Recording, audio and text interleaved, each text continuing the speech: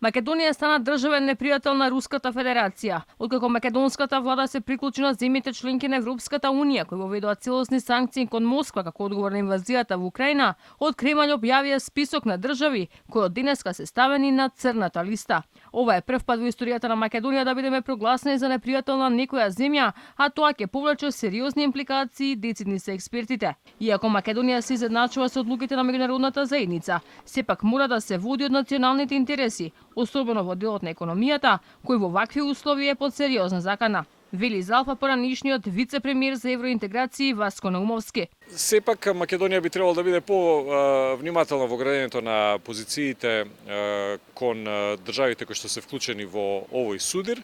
Оној интерес кој што треба примарно да се заштити е македонскиот национален интерес, нашиот политички, безбедносен и економски интереси, во таа насока да се преземаат сите чекори.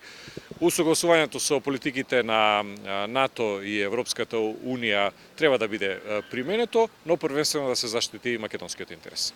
По информацијата од официјална Москва, рускиот амбасадор во земјава Сергеј Базникин веднаш е повикан во МНР да прими протестна нота. За министрот Бујар Османи, објавата на руската амбасада била непристојна и класична закана. Сепак, за сега немало одлука за протерување на руските дипломати од земјава.